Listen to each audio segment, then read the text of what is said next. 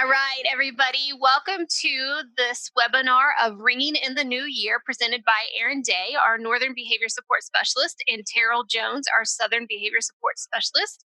This is a webinar that was originally recorded and presented earlier in the month of December, but we are re-recording so you guys can have access to that after some technology issues. Welcome to 2020. We're so excited for you to be viewing this. We know a lot of you have been waiting for this to end up in your inbox so you can take this wonderful information and use it with your schools. With that being said, I am going to mute myself and turn off my video and let Erin and Terrell take over. All right, thanks, Alicia. So Terrell and I are coming to you today from the West Virginia Behavior and Mental Health Technical Assistance Center, and we are a collaboration between the West Virginia Autism Training Center at Marshall University and the West Virginia Department of Education's Office of Special Education. And our center houses school-wide PBIS, which is where Terrell and I are coming to you from. We also house early childhood PBIS and mental health first aid. And outside of PBIS, we offer a support and assistance in other topics related to behavior and mental health needs. So if that is something that you have a need for at any point in time, we will share our information with you at the end, and please reach out to us for our help. So as Alicia said, today we're going to do Ringing in the New Year, and we have a few objectives for this. I'm going to talk to you first about wrapping up the semester and evaluating where you've been this year, preparing for the new year, and looking at where you're going. And then Terrell is going to talk to you about self-care when you need it the most, and give you some encouragement and ideas for practicing self-care. So let's start with wrapping up the semester and evaluating where you've been. So here are some things that we know about this fall semester of school in 2020. We know that our students, families, and educators have experienced multiple disruptions to education, starting last spring in March when everyone went virtual, and then carrying over into this school year, whether your students are working in person, virtually, or a hybrid mix of both of those. We know that the gaps among our students are larger than ever. And I know that that is at the forefront of everyone's minds, that the structure of school is different. And so building and maintaining positive relationships and connections is more challenging than it typically is. We also know that our early career educators are experiencing interruptions in their pre-service support during a time when they need that help more than ever. And that the resources that we have or how those supports can be provided to us are more limited this year, this fall, and because we have some new practices and systems that may be in place. So when we did this live, we had a poll in Zoom about the challenges that you have faced this semester.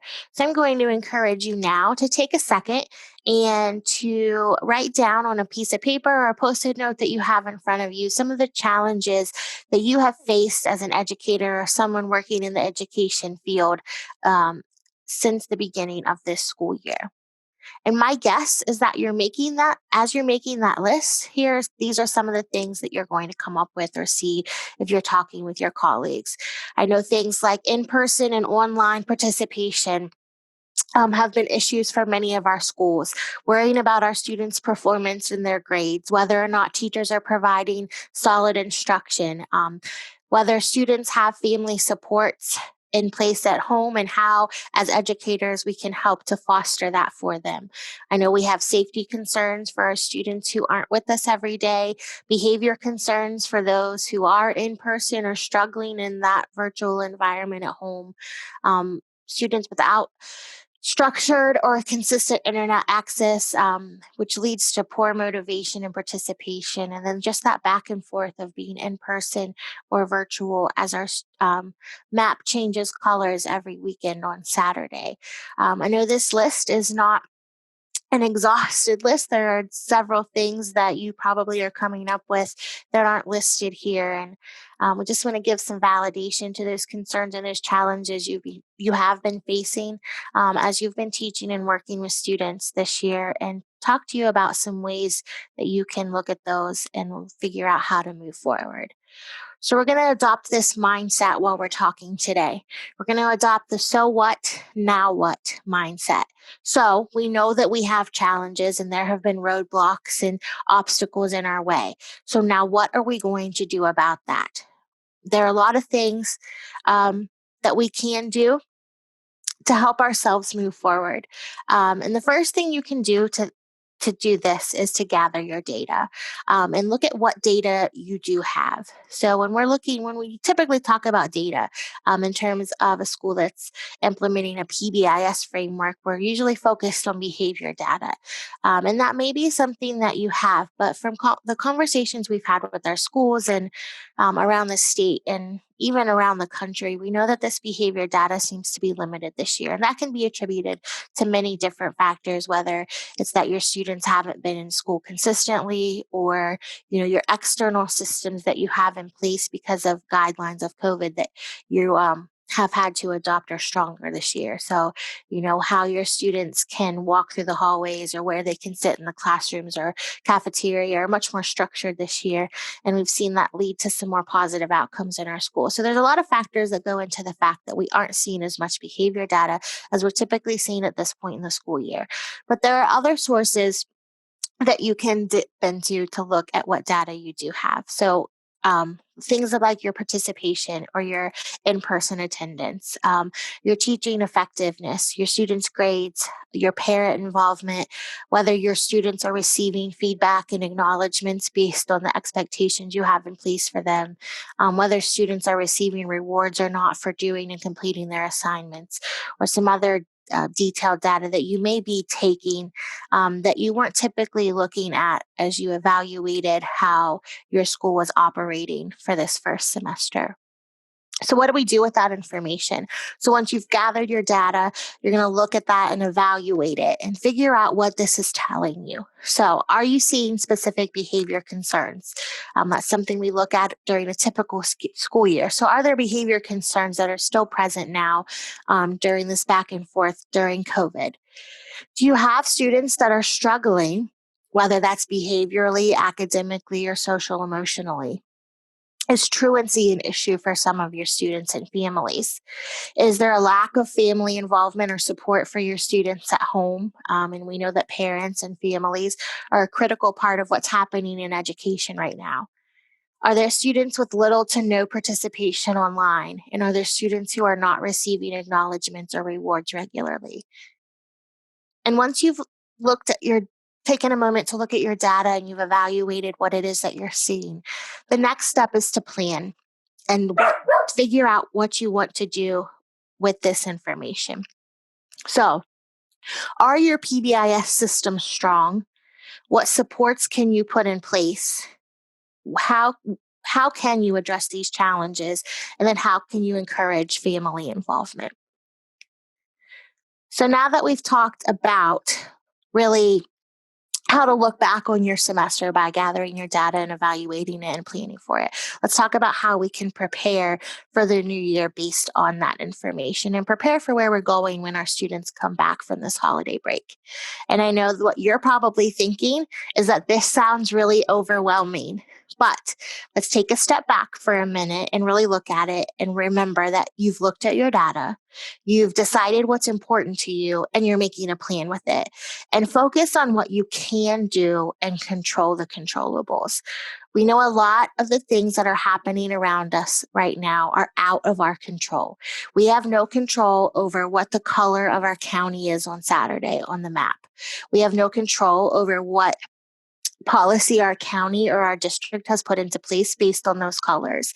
So as teachers and educators, you don't have the control to say whether or not your students are in person, whether or not they're working from home, or what that hybrid model looks like for you. But there are things that are within your control. And those are the things we're going to focus on today when we talk about how to move forward to overcome those challenges and those obstacles that we talked about a little bit ago, and to really solve the problems that you are seeing in your data that you're looking at. So, the first thing I'm going to encourage you to do is to look at your action plan.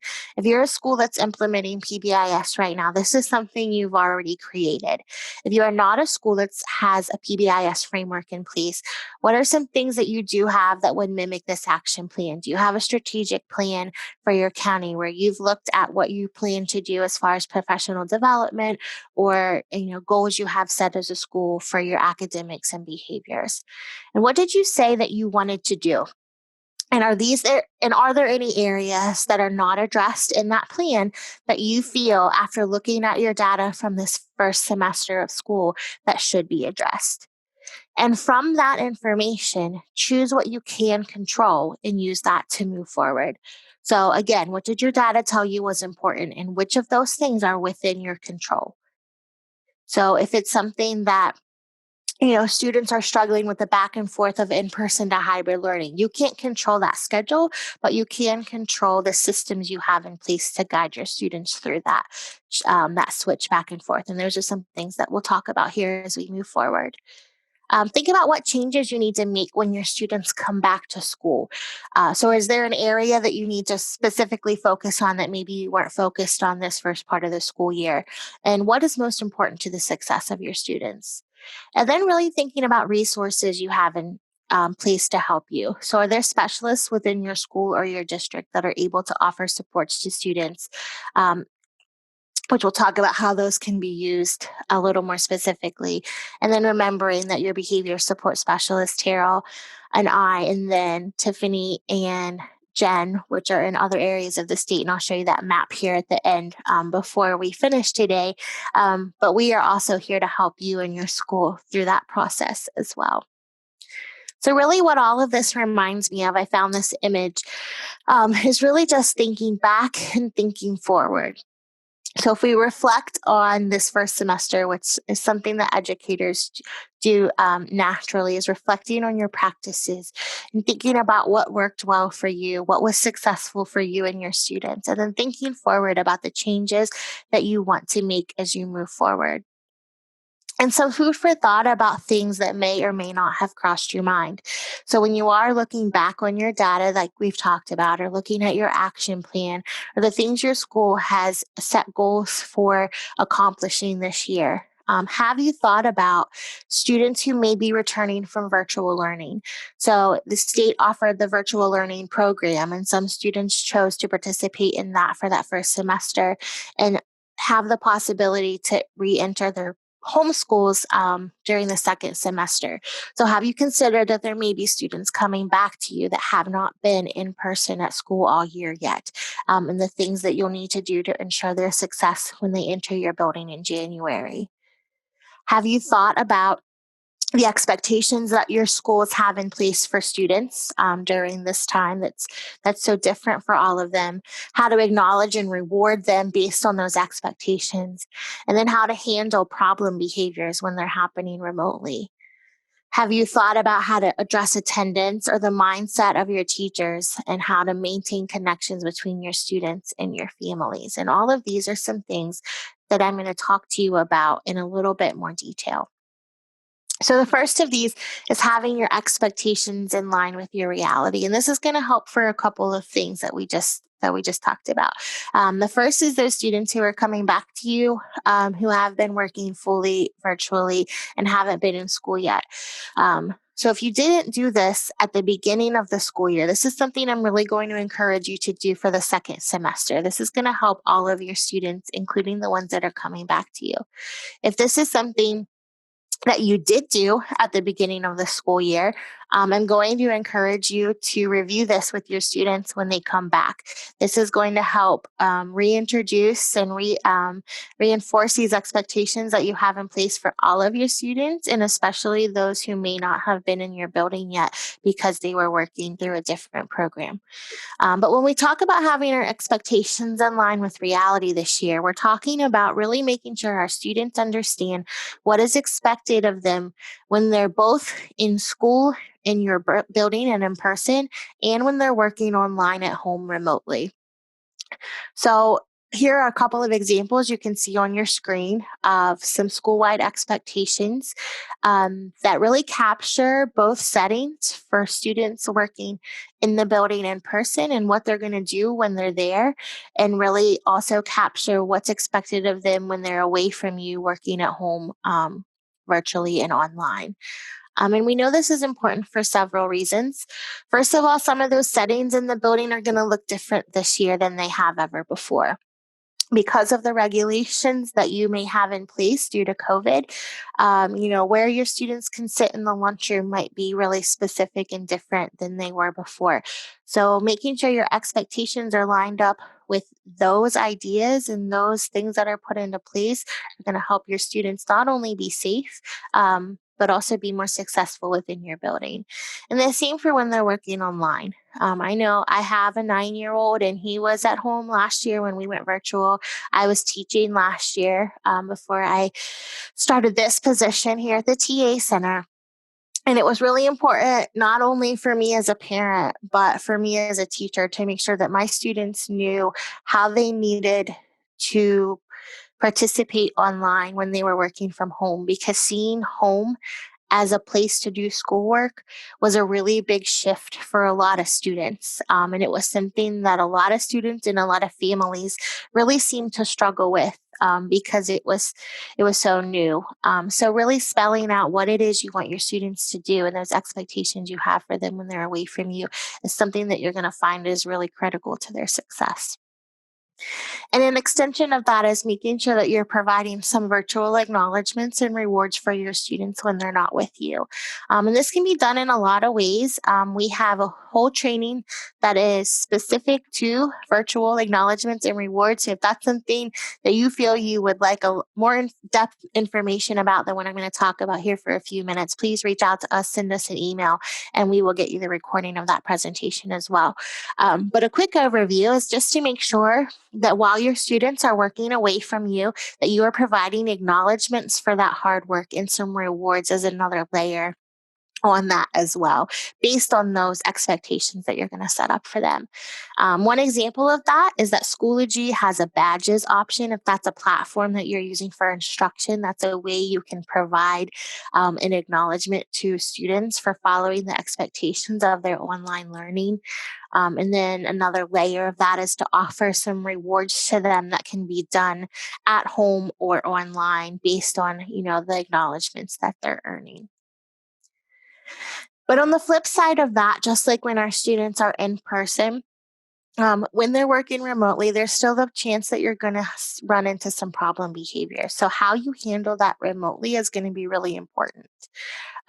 We have a lot of information on this that we can also send you some tips and things for your toolbox.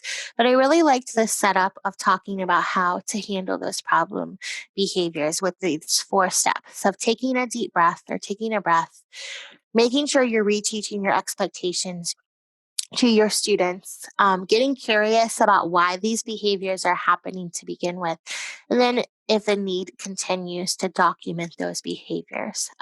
So an example of this, like I said, I have a 9-year at home and he has a live lesson with his teacher every day.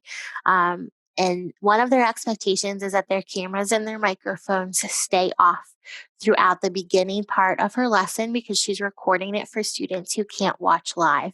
And then there's a time at the end that they're allowed to turn those back on and interact with her and each other and ask questions and talk about some things.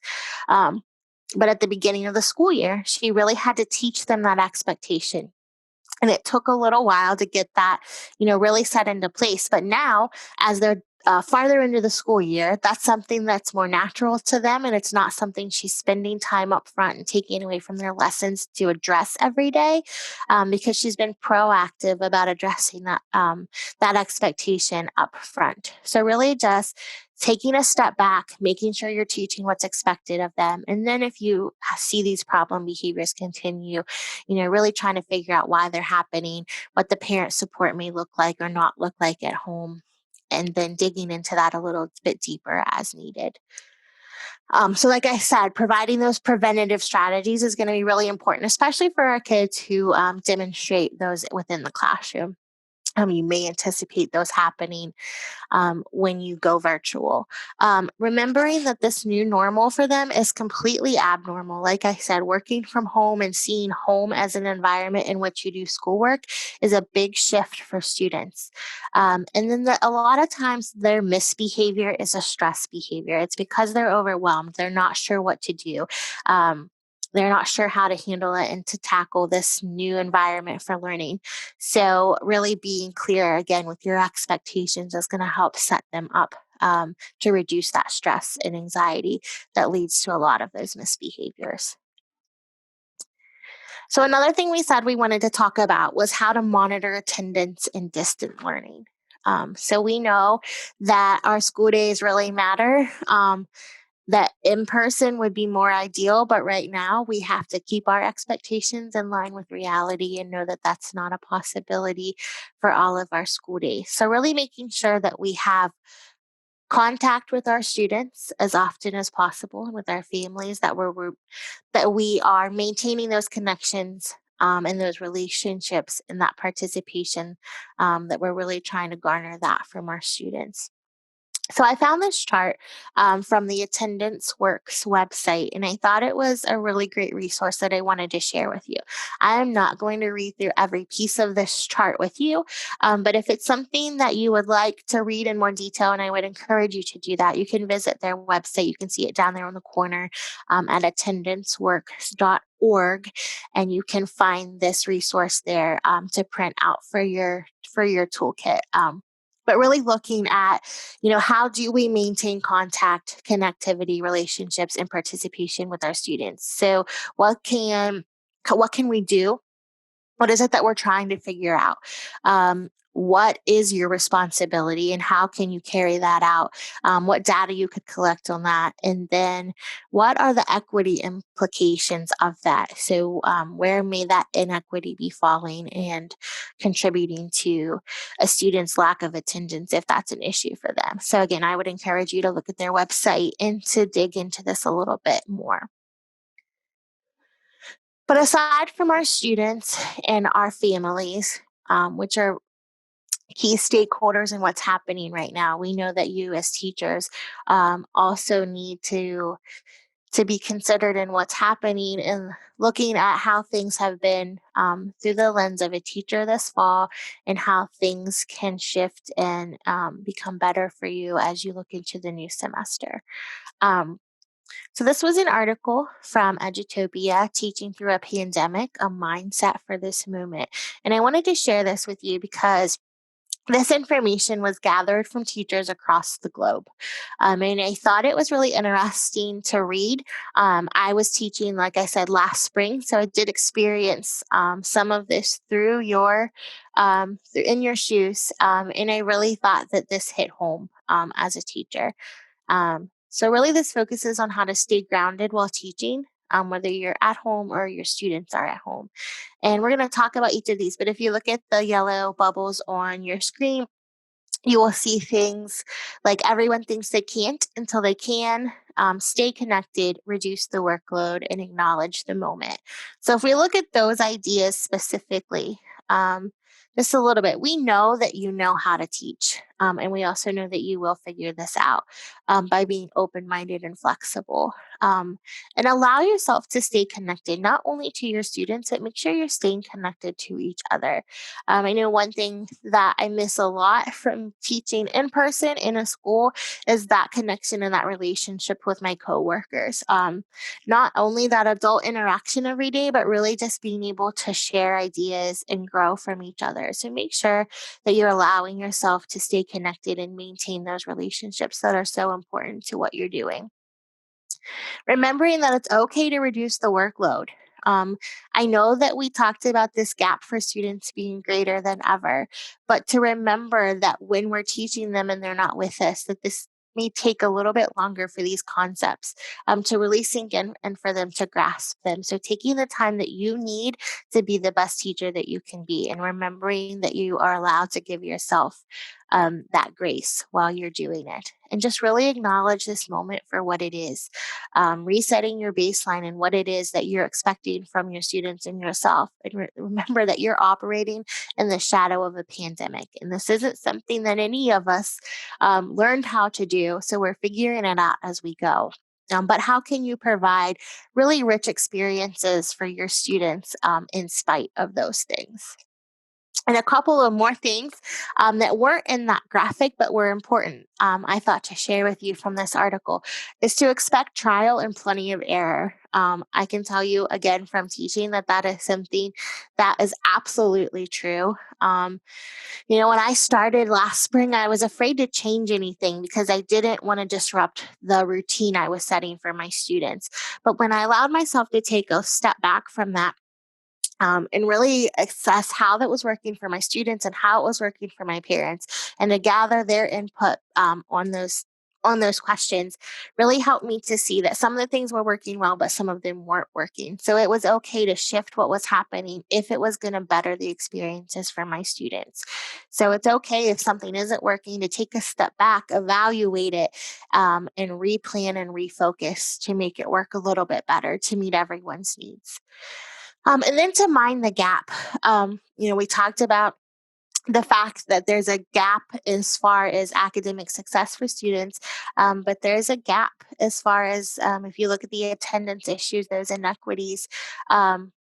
Across our population. So, where can you meet your students' needs where they are, your family's needs where they are? And just looking at what their needs are and how it is, or what it is that you can do as you're planning to move forward in the next semester to really meet those. And a piece of that is maintaining your connections. So, how can you maintain those relationships while school is closed? Maybe your school is using an app like Remind or Seesaw or Schoology, and you're able to send messages to your families or your students. And if this isn't something you're using, looking at how you could implement those as the school year continues. So, you can say hello frequently, you can send out quick messages of encouragement, not only to your students, but to your families as well. Sending mail or postcards to your kids, sending them certificates in the mail for their hard work and accomplishments, and really just making sure that you're maintaining that connection in every way possible. And while you're doing that, and making sure that you're involving and educating your families. So on your screen, you're going to see a couple of examples. The one on the left is just a screenshot from Class Dojo. That's one of many apps that are available to communicate with families. So that's just an example of a way that you can reach out and, let your parents know what's going on, allow them to give feedback on what's happening at home and how things are going for them, and really just keep that connection so that they're in the loop about what's happening for their kids. And then on the right, you're going to see this is a screenshot from a series of videos that was produced by one of our model schools last spring, that really taught families how to implement PBIS at home. Um, so we knew when our students went virtually, again, that adjustment to working from home was something that was tricky and difficult for them. Um, I know as a teacher and as a parent, I struggled at home, and I had a lot of conversations with my coworkers and with my friends saying, if I am struggling as a teacher who has spent many years putting these things into place, I know families who are not teachers have to be struggling as well. And that is in no way a criticism to them or their abilities. It's just that they don't know what they don't know. So this was a series of videos that a school put out, really on just how can you set up a routine at home. What does it look like to have expectations while your kids are working? How are those the same and how are those different from the expectations you have during a typical day at home? So really just digging into those small pieces and those small tips that may help your families and your students be more successful, and make sure you're including them through that problem solving process. So you may be thinking, okay, those were some great tips, but I have some things on my list that weren't on yours. So what about everything else? So the first thing I'm going to do is to remind you not to get stuck on admiring your problems, but to focus on solving them and think about how you can work through your challenges and find a solution. I know it's really easy to make a list of things that have been challenging and really get overwhelmed by that at times and think, I'm not sure where to start or I'm not sure what to do, but really focusing that conversation on how you can solve those. So, we're going to talk here for just a minute about how you can overcome challenges effectively. And I'm going to walk you through just an example of that. So, if we talk about identifying a challenge, an example of that could be that I have a few students who are not getting acknowledgments for online expectations. So, this is actually an example from a conversation I had with a teacher at a school I'm working with. So they have PBIS in place, they have expectations set up for their students, and they are providing acknowledgments through Class Dojo for their students as they're working. But they're noticing that some of their students consistently aren't receiving acknowledgments, which in turn means they're not completing their work at home. So the next step of that is, what do I already do well for this? Because we know that you already have tried and exhausted the ideas that you could come up with on your own.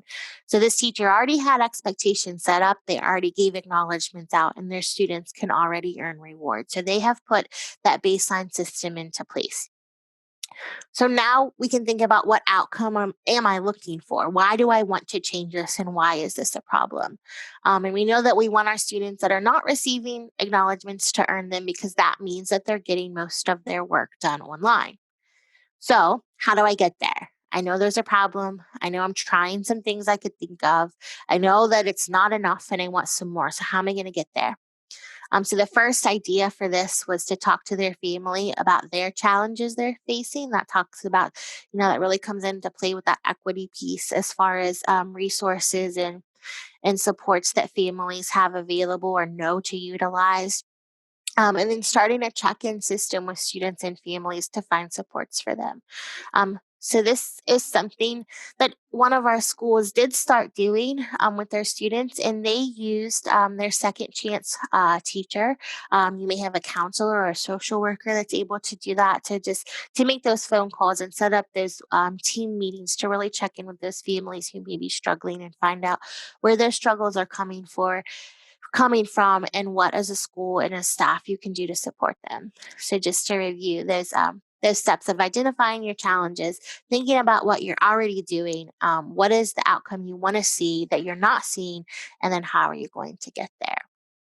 And as I wrap up my piece, I just want to leave you with this quote, that sure, there's bad stuff in the world, but there's also you. You can be anything that you want today. So be bold, be kind, be awesome, and repeat. It's like shampoo, but with your life.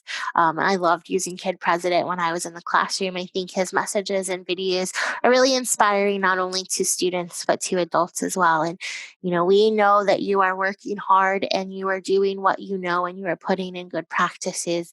And we just want to help you take those next steps forward to get you where you want to be as your school year continues. So I am going to stop my video and turn this over to Terrell.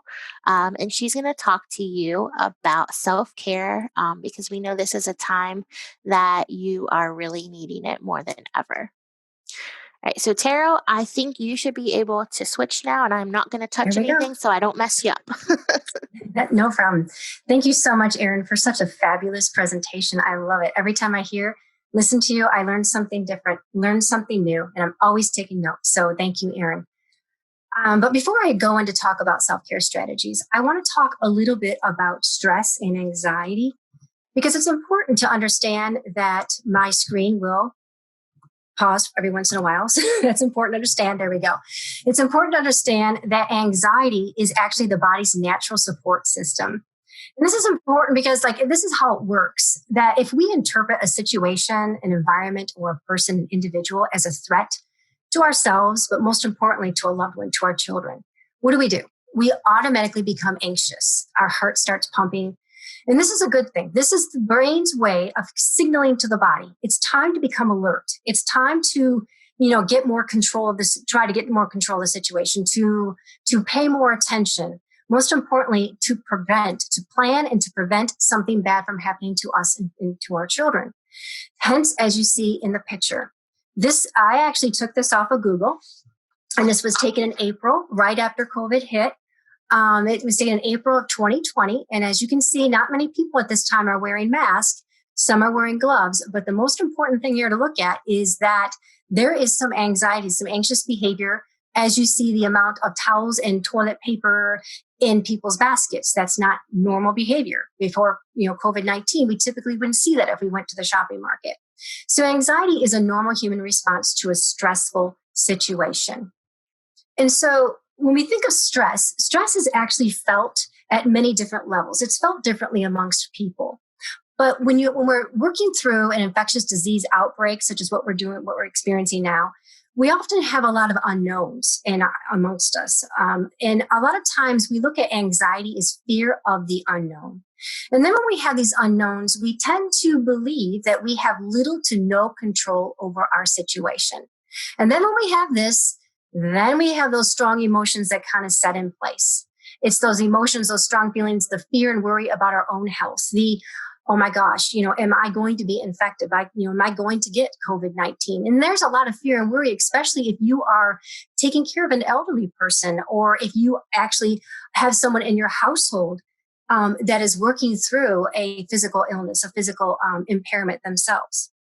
And so then we can have changes in our eating patterns on account of the strong emotions, difficulty sleeping and concentrating, and then worsening of physical mental health problems.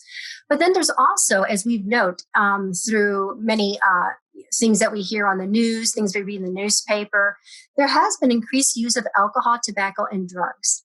And this is important because a lot of times when I'm talking with teachers and administrators, they always tell me about that one student or several students that they know before COVID-19 were already living in these households where there was drug and alcohol abuse. And now they're not able to have any contact with them. The parents aren't getting involved. The students is not showing up for online classes. And what is that doing to our teachers, our administrators, even any educators, social workers, school psychologists, even the nurses? Because a lot of you look at your students as your children. You take it personal when you can't get a hold of them because you worry about them. And so I wanted to add that in there, not because I'm thinking that any one of you are increasing your drug use, but there is a high amount of stress that some of you may be feeling because you can't get a hold of those kiddos that you so dear care for. So I want to talk a little bit about 3 different kinds of stress. I don't want to be this negative person all the time because there's such a thing as positive stress. And this is important because it is a normal, essential part of healthy development. In fact, some examples of positive stress is you're driving down the road at nighttime and all of a sudden it's raining, and then the rain turns to what? Snow. So then you've got icy roads. Immediately, your heart starts to pump faster, doesn't it? Well, then you become more focused, more alert. And that's so we don't drive off the road. We don't swerve off the road.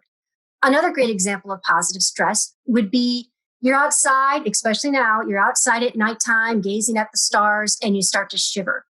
That is your brain's way of putting stress on the body to say, we need to start shivering because our body temperature is being reduced. And the brain's whole function is survival. So if the body temperature is reducing, it's going to cause some positive stress on the body. We start to shiver, and hence our temperature starts to rise. And so those are great examples of positive stress and how it is really needed in our lifestyle, in our life, in our bodies as well. Then there's tolerable stress. Tolerable stress is where the alert system kind of gets activated a little bit more. But the thing about tolerable stress that we need to focus on is that it's time limited. And most importantly, it's buffered by protective factors. And we're going to be talking a lot about these protective factors, these self-care strategies. Because the more protective factors we have, the quicker we can get through. Not easier. It's sometimes difficult to get through tolerable stress, but the quicker we can get through because we've got that support. Examples would be death of a loved one, divorce, or better yet, the first week of school. Then as we go over to toxic stress. Now, toxic stress is our arch enemy. We don't like toxic stress at all because this is a prolonged adversity. This is where you start having stressors and it goes on and on and on with little to no relief.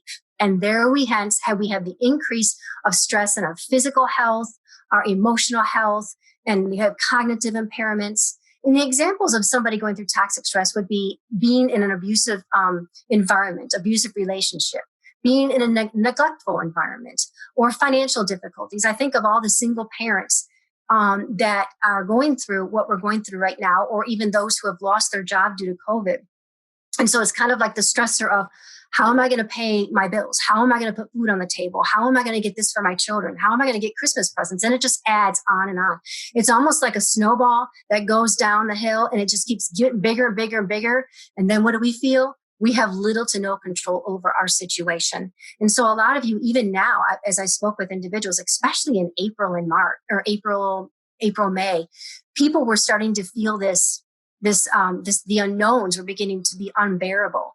But now I think we're starting to get a little bit more handle of the situation. It's becoming more tolerable because now we're starting to have more protective factors in place.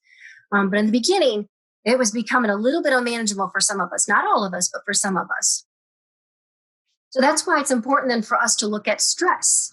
Stress basically activates the system, the sympathetic nervous system. And what does this guy do? He is responsible for fight, flight, and freeze.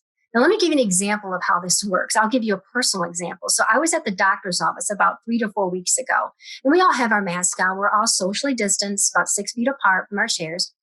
But across from me, even though she was 6 feet apart or 6 feet away, she basically started to cough. And I was like, okay, I started to get a little bit nervous. My sympathetic nervous system started to get, increase, activated. And then she didn't stop. She just kept coughing and coughing and coughing. So I literally just got up and I flew. I went to the other side of the room, and I wanted nothing to do with her. In fact, I made sure that I was not around her for a while. Now, would I have acted that way before COVID-19? More than likely, I wouldn't. I know myself because I always carry cough drops. As before, I probably would have said, would you like a cough drop? But because of COVID, my sympathetic nervous system, especially when I'm in with crowds, is more activated. And let me give you a more extreme example. So I'm watching this video to prepare for this presentation a while back, and I saw a Walmart employee actually punch a guy in the face for refusing to wear a mask when he was trying to enter in. Now, would this individual have acted that way before COVID about this customer not following the rules? Maybe not. But that's why it's important that we become aware of when our sympathetic nervous system starts to become activated so that we can put in these protective factors so that we don't say or do things that we regret later. So it's important then that we talk a little bit about stress and how do we work through this stress? Well, Dr. Bruce Perry is a leading expert on childhood trauma. And so he is very interested in stress and how to help his clients work through stress and to become resilient.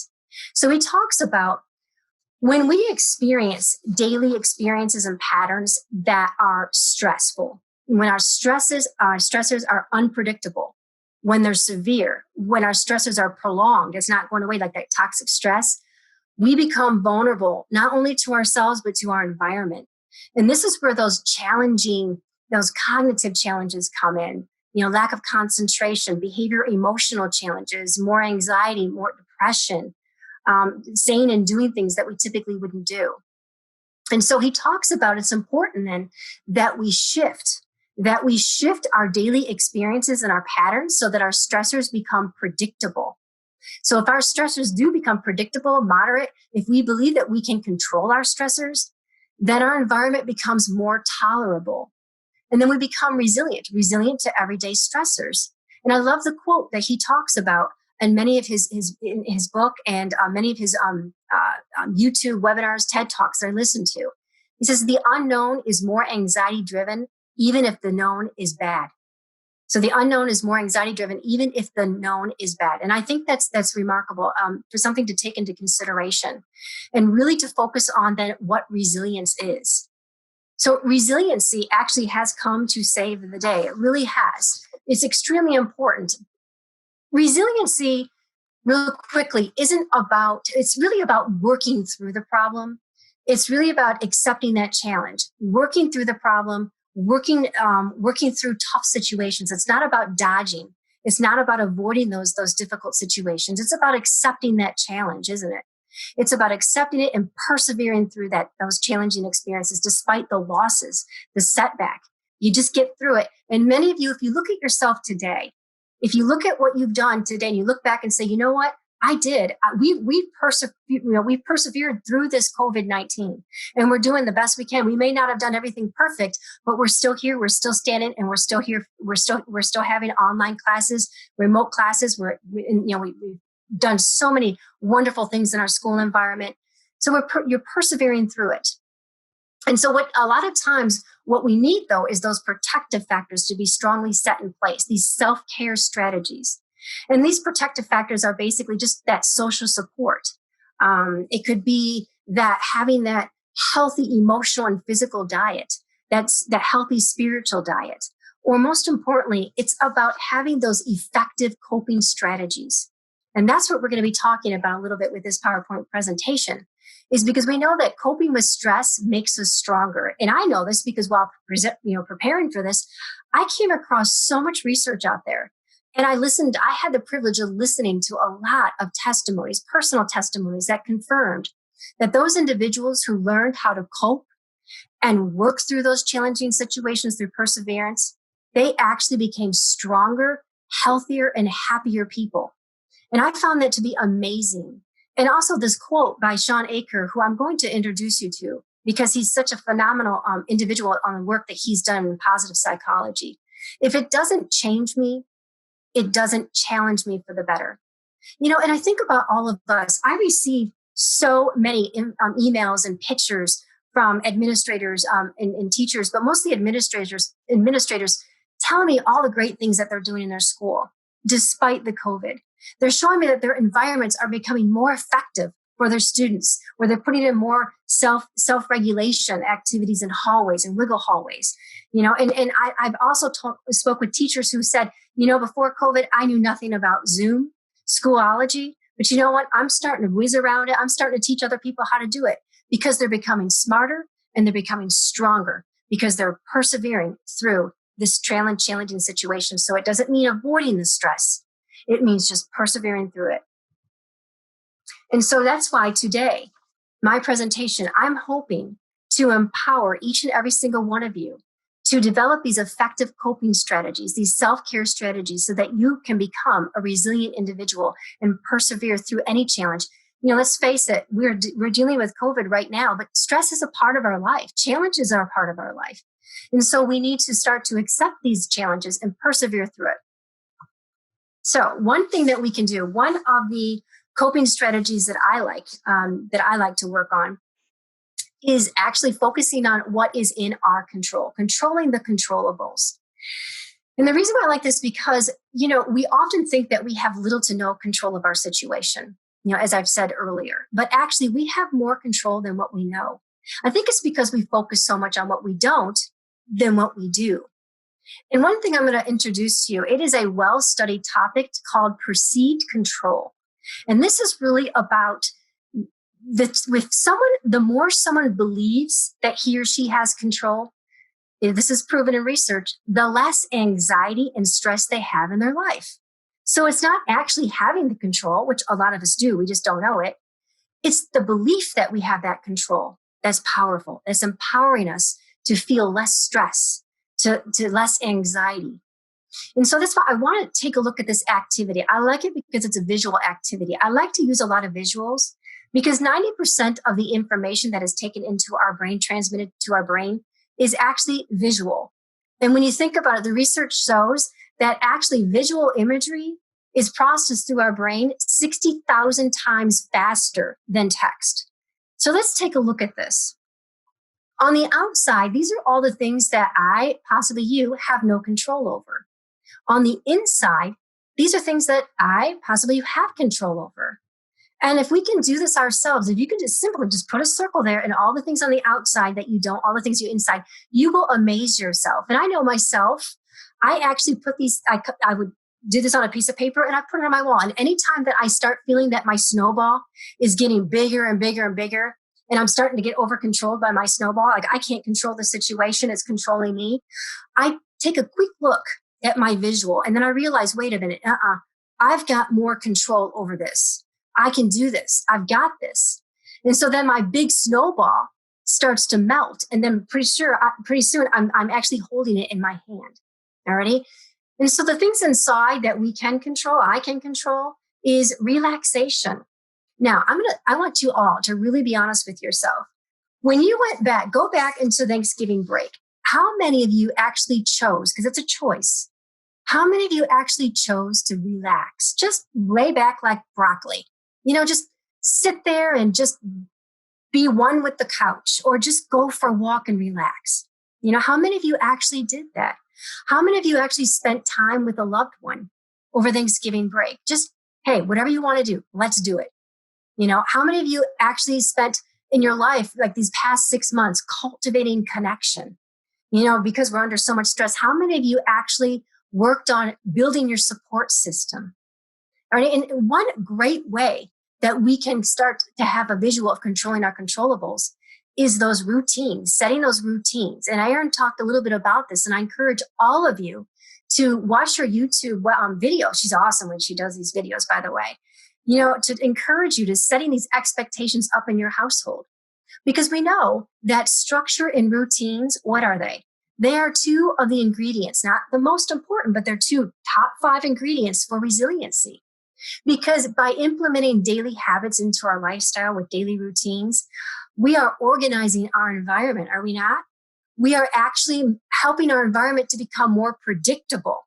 And remember, that's what Dr. Bruce Perry was talking about with his research and working with the children and with childhood trauma to recover.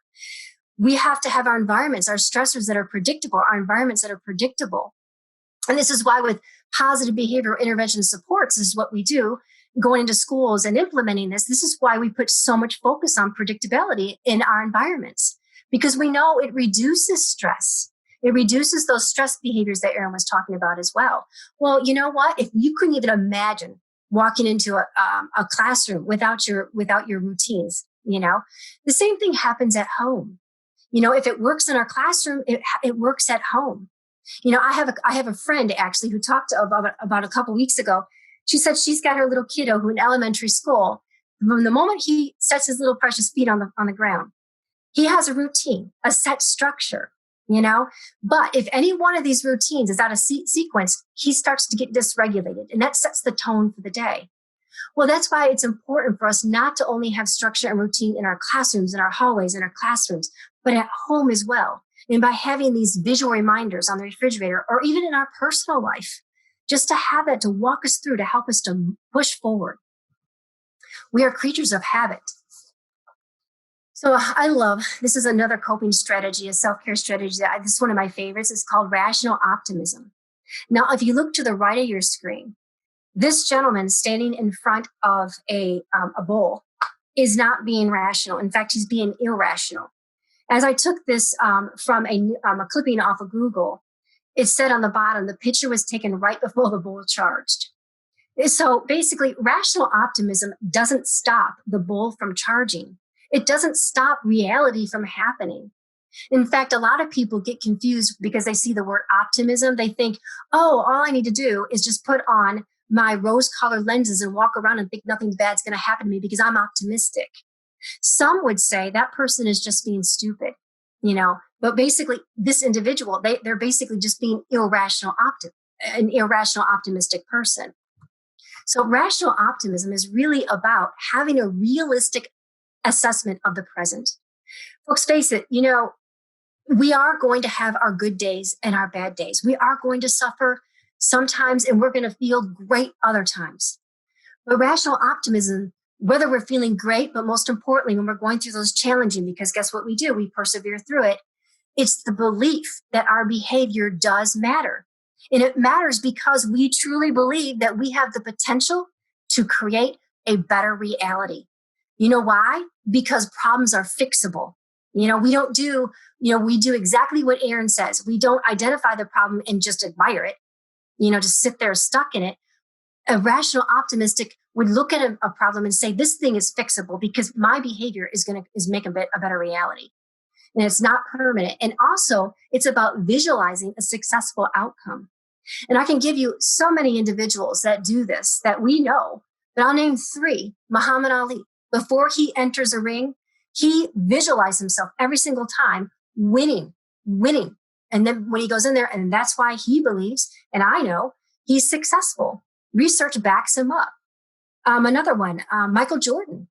before he would take that long shoot, the basket, throw it into it and go swish through the hoop almost every time. He says before he does that, he visualizes that ball swishing through the hoop. And another one, Jim Carrey, when he was a nobody, he said on a regular basis, he visualized himself becoming successful. So this stuff works. It really does. I love the last one, effort equals results. This is an old time philosophy. It basically says the strength of effort, what we put into it is the measure of the result, So what we put into it is what we're going to get out of it. And that's why I do love effort or results, because it is a choice. It's a personal choice that we have to make. And rational optimism, I also like because it sets us on the path for cutting loose from negative thinking. When you think about all of the information that we're bringing in, that we're bringing into our brains, bringing into our lives, whether we turn the news on. The news, everything is so negative. It's like you got murders, you've got forest fires destroying houses, beautiful possessions that people have, woods, pine trees, animals. You've got COVID-19 information. You've got all this politics stuff that's happening. It's so negative. Also, let me give you an example. Not even just the TV, our smartphones are horrible for this. My sister came to visit me a while back, and she had her smartphone. And every time there was something that she needed to be warned about, like an Amber Alert or bad weather or this happening, something that she needs to be cautious about, her phone would ding. I felt like I was getting classically conditioned to this ding, because every time it went ding, my heart, my sympathetic nervous system would start to become alert. So finally I said, can you just shut it off or just take it in the other room? Because I want to enjoy myself. I want to have some positive in my life here. And so one of the things that we then focus on is that then the more we hear these dings, or the more that we turn the news on and hear these negative news, we start to believe that the ratio of negative is more powerful than the positive, that there's more negative in the world than there's positive, and that is going to dictate whether we're happy or not. And that's not true. Actually, there's research that shows, especially in positive psychology, that 90% of our long-term happiness has little to do with our external environment. But our long-term happiness actually is predicted by the way our brain processes the environment around us. So that's powerful when you think about it. Then we have control. We are actually steering the car. And that's one more thing you can put into your circle of control. And so if we choose then to spend 3 minutes of watching negative news in the morning, then actually what's going to happen is, based on the research, then we are going to increase our chances of having a negative experience over the course of that day. So it's really important that we decrease the negative noise. In fact, research does show that YouTube, if you show your kiddo before he or she goes to school, your child before he or she goes to school, if you show him or her a video that's happy, that's uplifting, that's funny, where they're laughing, they're more likely to have a more powerful experience, a more positive experience throughout the course of their day at school. And I loved this research, that they're actually can score better on their test than had they not have watched the video. Now, does it bring a C up to an A? No, but what it does is they score better because they're going into the environment feeling happy, feeling more positive.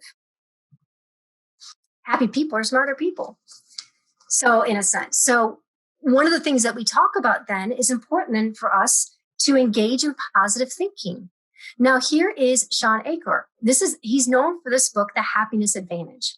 He also has many, many years of studying positive psychology at Harvard University, and not just studying it, but doing experiments, with individuals. People like Google has invited him in to come and talk. Oprah Winfrey, and I think Nationwide. Many big corporations. The guy is so well known now. So he finds time and time and time again when he does this, when people implement these 5 strategies into their life, for 21 days. It's like pick one of these strategies or 2 and practice them no less than 2 minutes per day for 21 days in a row. And that's important. He emphasizes is just because it's Saturday and Sunday, you take a break. No, 21 days in a row. So let's go through these strategies that he's talking about. And I call it the 2x21 day challenge, because I'm going to challenge you, especially, maybe you're like, well, I'm a little too busy right now. I've got a lot going on. Well, you know what? How about beginning on your Christmas break, on your holiday break? How about starting the 2x21 day challenge? See if it starts to make a difference in your life. So the first one is daily gratitude. I like this one because it's where you write down 3 things that you are grateful in your daily gratitude journal. And when you write them down at nighttime. And then in the morning, you read them, 3 of them. And one of them can't be, I woke up breathing today. You got to be really sincere about it. What are you grateful for? This trains your brain to see the positive first. And the new perspective, I have great people in my life. Here's a little bit of information before I go on. Do you know, we have to retrain our brain to think positive, because our brain, it's about survival. Our brain isn't, the motivation of the brain isn't to keep us happy day by day. And I was like, when I heard this at first, I'm like, what? I did research, and sure enough, the brain is about survival. And survival means looking at the negative first. Where's my threat? I want to survive. Where's my threat? Looking at that negative. So we have to retrain the brain to look at the positive. And so journaling is another great way to retrain our brain, rewire our brain. It's by journaling one positive experience over the past 24 hours. This allows your brain to relive the experience. Brain, there's good things, not just bad. We don't always have to look for the threat. There's a positive memory versus negative memory. And journaling is great for even those individuals that are trying to recover from childhood trauma or trauma situation. Is journaling your way through it. It's working your way through it. I like this one, conscious acts of kindness. I've actually been doing this one for a while, and it really does work, especially when I'm really starting to find myself kind of feeling a little bit more downer than usual. I will then pump up my conscious acts of kindness. It's by one positive act per day. It can be emails, sticky note, or just telling somebody, praising them for something, thanking them for doing something. Or just if you notice that somebody's having a hard time, taking your time out of your own, time's precious, but taking some time out of your own schedule and just helping them through that, just for like a 5 minute helping them through that process. Actually, by doing this, we are actually activating dopamine, in our bodies. And what does dopamine do? It makes us feel good. And then this increases our self-esteem and our self-compassion.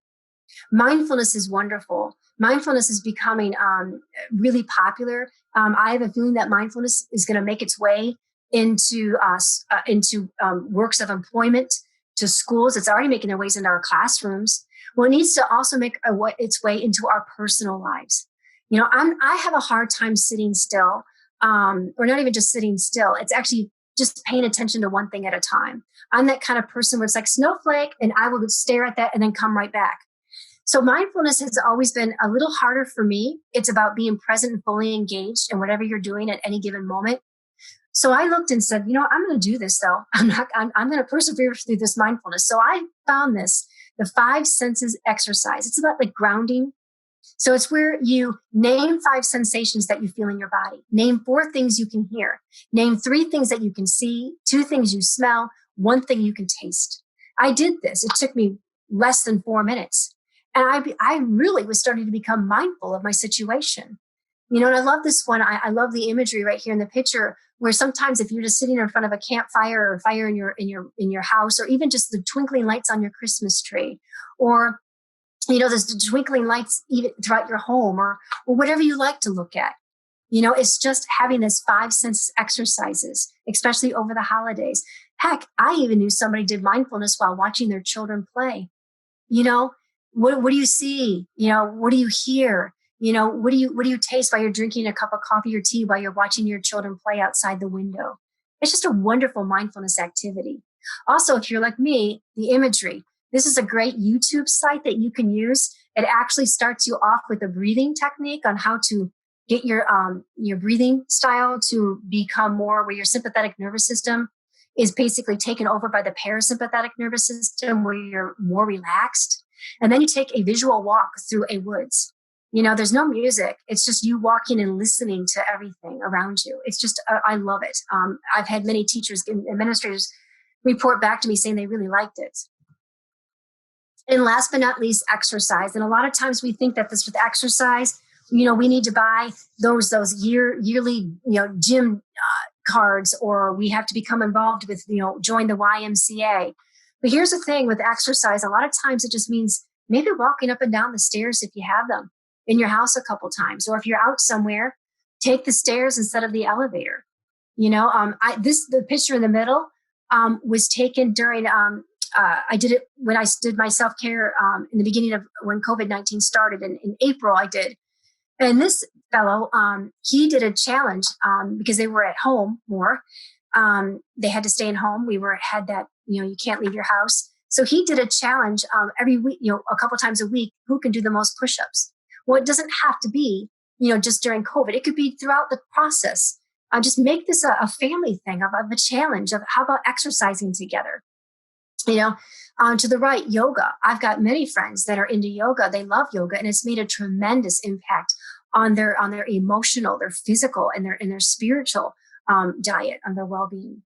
I love the bottom left. I took this out of Google, but it was like an article, and it said this mom actually had a structured routine with her child every morning before they started the day. Every morning they did about a 20-minute exercise together. Bonding experience, bonding in relationships is so significant. My favorite, the middle, just walking, just taking a walk. I know many people who just take walks, summertime. Yes, even in the winter months, you can take a walk your dog. Hey, what better accountability is your dog? Because if your dog's used to taking a walk and one day you don't feel like it, that dog is going to remind you, we're going for a walk. Trust me. And then last but not least, also, I like this one. The bottom right, just maybe parking farther from the entrance of where you're going. Maybe not at nighttime. I'm not saying that's safe, but maybe during the day, parking farther away. Just those extra steps, can make a big difference in your life. Here's Dr. Bruce Perry. He is best known for The Boy Who Was Raised as a Dog. And obviously because he works with a lot of children who are coming from those traumatic home environments. But Dr. Bruce Perry also talks about how we are social creatures innately. It's something that is just who we are. We stick together. And I loved this quote that he talks about. The most powerful buffer in times of stress and distress is our social connectedness. That's why the number one ingredient for resiliency is having that one person, if you're lucky, 2 or 3, but that one person who really gives a darn about you, who no matter how bad you look, no matter how bad the situation is, they're always going to be there. They're not going to give up on you. And that's why it's important then that we surround ourselves with positive and trustworthy people who will be there with us when we're high, when we have our great times, they'll high-five us up in the air. But most importantly, when we are down, when other people are like, boy, you are an energy vampire. I mean, you suck me dry. Well, these individuals though, they'll be there. They will encourage you because they know your goals and they know they want what's best for you. So that's important that we have that. And I encourage all of you, I challenge you to look at your trees, look at your social environment around you. How many positive and trustworthy people is on your tree? If you got 4, high five, that is considerable. But I challenge you to get more than 4, maybe have 5 or 6. For those of you who might have 7 or 8, not joking around when I say this, you actually found the bucket full of gold at the bottom of the rainbow. Because the more support, remember, for resiliency, it's about having that one or few people in our lives that are there for us, that will get us through the tough times. It's also about finding a mentor or of support. And this is significant too, because we don't want that friend who always tells us what we want to hear. They think, oh yeah, that's exactly what I would say.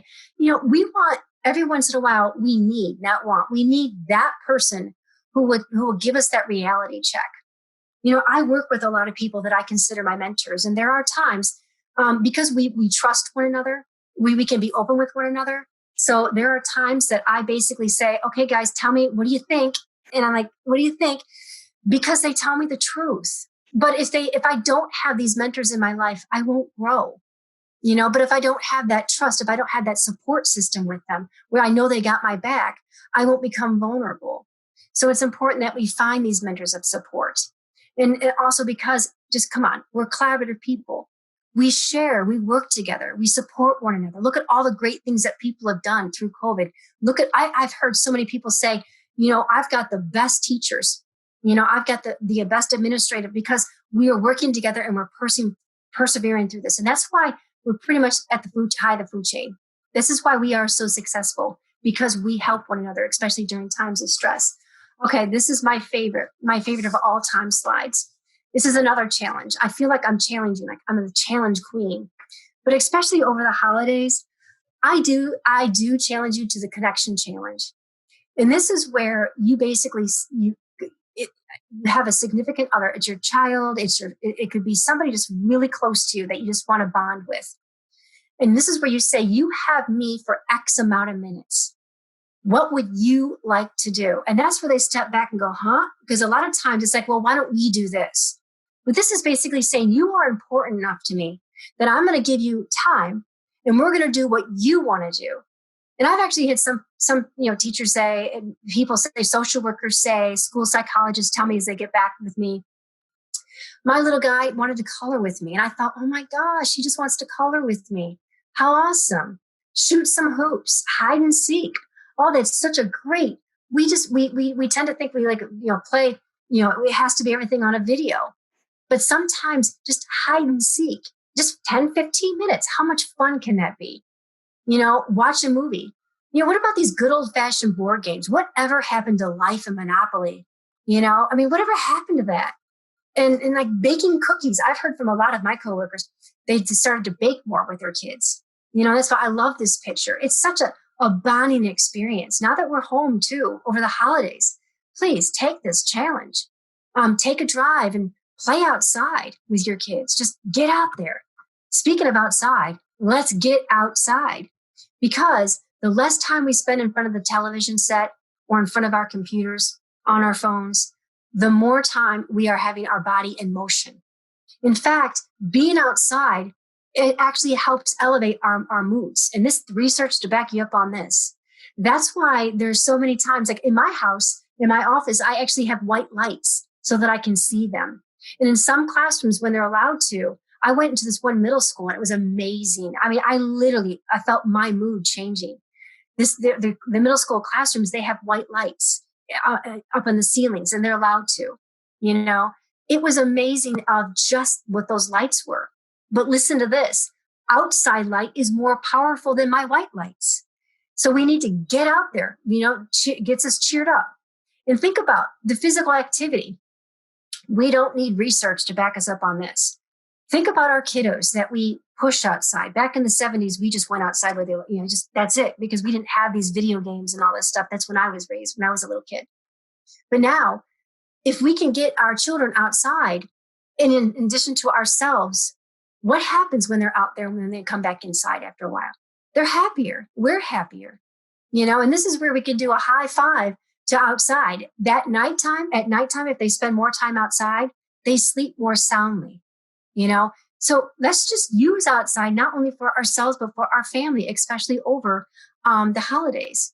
And also research shows that being outside helps it improves our concentration. And a lot of the centers around individuals with children with ADHD, just by being outside, they focus better after being there. And that's why it's so important that we don't take recess away from our children. But here's the cruncher. This is a bad thing. When I was doing research, according to the Environmental Protection Agency, 93% of us, for the majority of us, 93% of the time we spend inside. And this was before COVID. So that 93% is even probably higher. So we need to get outside more so that we can reap the benefits of it. Now, I love this one because, I can't even imagine one teacher wanting to enter a classroom without having their lesson plan, or one school psychologist or school social worker, or whatever administrator would ever want to start the day off without a plan of what they're going to do. We also need to be dedicated to our self-care action plan. It's just as important. Look to the left of the screen and you see This is an actual teacher. I realized that being a good teacher came at a really high price for me, at the expense of my family, relationships, and health. That's all the reasons why we need to be dedicated to a self-care action plan, not only just for us and our health, but for our families. And so here's an example of one. Actually, it's a visual. I love them. Here's an example. So on Monday, I'm going to basically, after work or even during the holidays, I want to go spend time outside because I believe what the research says now. I want to walk in the park with my kids. But I need to be prepared for this. What's going to get in my way? That darn to-do list. It always gets in my way. I've got to do this. I got to do that. I got to cook dinner. I got to pay bills. I got to go, pick up this, pick up that. The laundry needs done, the to-do list. So what can I do if that happens? Because we need to be prepared. Call a support person, that person on our tree, and tell that person, you know what, I really want to do this, but I'm talking myself out of it. I guarantee you that person who wants you, he or she has your interests and they want you to be successful, not only at work, but with your kids. They're going to sit you down and they're going to say, you know what, you go to the park. And they're going to give you every reason why you need to go. Sometimes we just need that other person telling us. So did my plan work? Yes. But what do you want to do differently then? Spend more time. Get there earlier. Now, the next one I want to focus on as well, especially for our newer teachers, where they tend to take work home more. I'm not saying that long-term teachers don't. I think all teachers really do. I think even social workers do, school counselors. My gosh, you guys have such on your caseloads trying to get a hold of all of these children, and some of them you can't get a hold of, and you tend to take that work home with you. Administrators, you want to be the best administrator for your school, for your staff. So you take that work home with you. Well, this is where we need to put our self-care action plan in place. So it's kind of like, one of the things that I want to do, if I'm always taking it home every weekend, I'm doing it. So I'm going to do this. Do not take work home. What's going to stop me? My to-do list. So what can I take off my plate then? Could be the what if, and this is where we say it's letting go of the good to make room for the great, because we got a lot of goods and greats on our list, don't we? But if we can eliminate the goods and just really focus on those greats that make the most significant changes, the most significant differences, in our personal life and our work life, then we have more time from Monday, Tuesday, Wednesday, and Thursday to work on those greats, don't we? To make that big impact. And then we can then say, all right, I was successful, but what do we do? What do we do as educators, as people who work with people, as just people in general, especially as perfectionists? We feel guilty about it, don't we? I did it, but I feel guilty. And that might prevent us from doing it again. So this is where we got to get back to our tree or back to our mentor and tell them about what's going on. And I guarantee you, they will tell you sternly, girl, you got to get it right. You've got to stop taking work home. I actually have a mentor, and I've got two or several actually that basically get at me for constantly working over the weekends. And I'm not bragging. In fact, I need them in my life. Otherwise, I'm going to burn out. We will all burn out if we do that. We need to have our self-care action plans in place so that we don't burn out. So anyway, I'm going to give this back to Erin, my wonderful friend and mentor. But she's also going to show you some resources that is going to give you where Jessica Holloway, talks about what you can do so that you don't take work home with you. There we are. Okay. So, again, for both of us, thank you for listening today. And Terrell did an awesome, incredible job talking about self-care. And I really hope that you'll take that information and use it because I know that more than ever, you need it during this time when everything is so different for us. Our contact information is there on the screen. If you have any questions about something that either of us talked about today, please feel free to reach out to us and we would be more than happy to help you. And as Terrell mentioned, here are some resources from our presentation today. At the top, the first four are some places that I gathered information from. If you would like to dig in a little bit deeper on those things, those links will take you there. And then the bottom, several are from Terrell's presentation and some of the things that she has encouraged you to look in to as you put self-care practices into place for yourself. As I mentioned earlier, there are more behavior support specialists here to support you throughout West Virginia. I am in the northern region of the state in all the counties that are shaded in orange. So if you are coming to us from one of those, my contact is there. My email address, Cheryl, is in the purple in the southern area of the state. We have Tiffany Hendershot in the eastern panhandle in the blue counties, and then Jen Everhart Fletcher in the mountain counties in the green. We also have two early childhood behavior support specialists who focus on those younger students in pre-K and kindergarten. And if you notice in the map, there are triangles in each county. And so the blue triangles are in the northern counties, and that behavior support specialist is Sarah Spouse.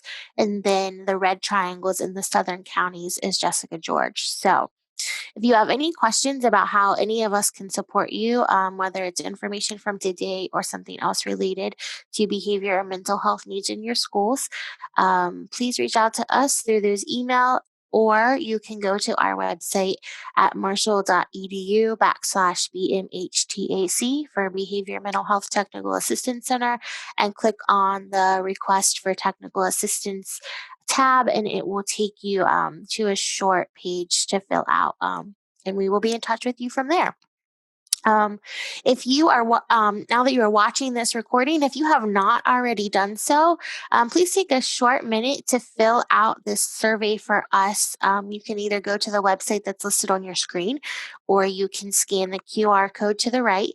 And this is just going to give us some feedback on the best times to do some live trainings and webinars as we move forward through the school year.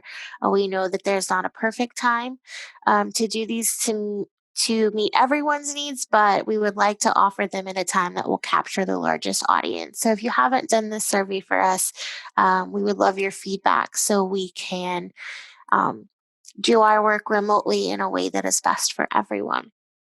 So again, thank you, and we hope this information is useful to you as you take it back to your schools.